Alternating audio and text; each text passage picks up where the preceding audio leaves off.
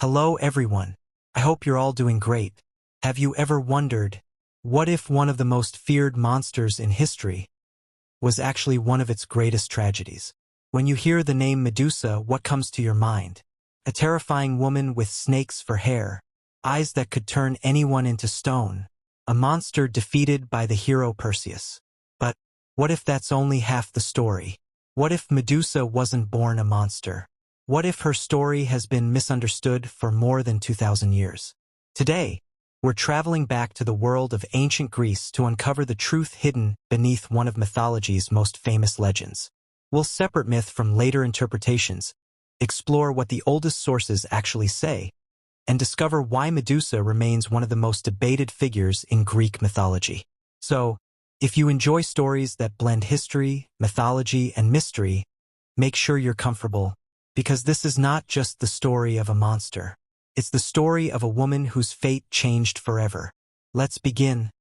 Long before snakes crowned her head, Medusa was known for something entirely different: her extraordinary beauty. In the oldest Greek myths, Medusa was one of the three Gorgon sisters. Unlike her immortal sisters, Stheno and Euryale, Medusa alone was mortal. Some ancient traditions describe her as beautiful even before her transformation. Others simply introduce her as one of the fearsome Gorgons. The myths do not all agree, but one version, written centuries later by the Roman poet Ovid, would become the most famous. According to Ovid, Medusa served as a priestess in the sacred temple of Athena. Her beauty was so remarkable that people traveled from distant lands just to see her golden hair.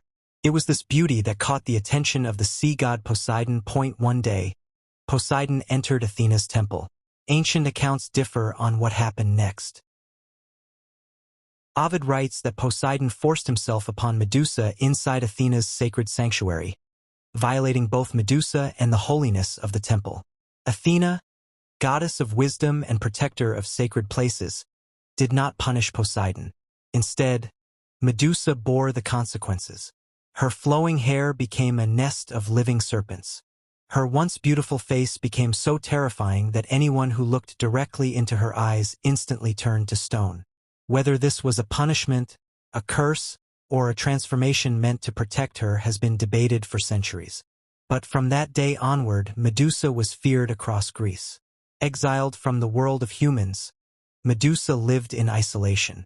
Travelers who wandered too close never returned. Kings and warriors spoke her name only in whispers.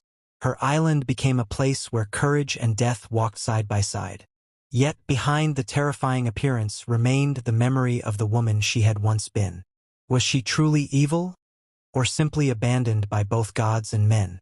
Ancient myths leave that question unanswered. Far away, a young hero named Perseus received an impossible mission. King Polydectes demanded the head of Medusa, a task no warrior had ever survived. The gods came to Perseus' aid. Athena gave him a polished bronze shield that reflected like a mirror. Hermes gave him a curved sword.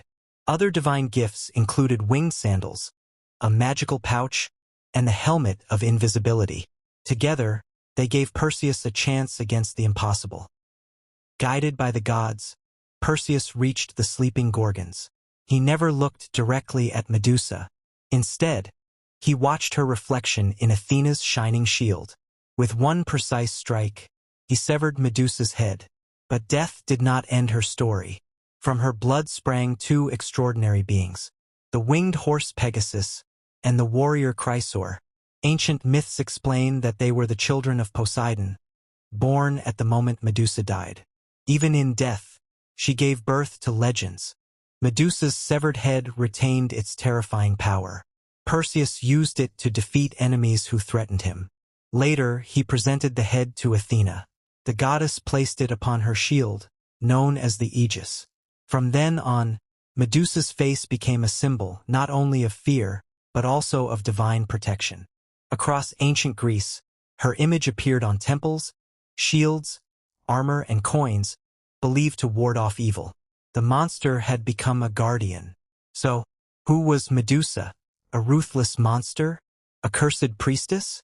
Or a woman whose story changed with every generation that retold it? The oldest Greek sources and later Roman poets preserve different versions, reminding us that mythology is not a single history. It is a tapestry of voices woven across centuries. Perhaps that is why Medusa still fascinates us today. Because behind every legend, there may be another story waiting to be seen. And maybe the most terrifying thing about Medusa was never her gaze. It was how history chose to remember her.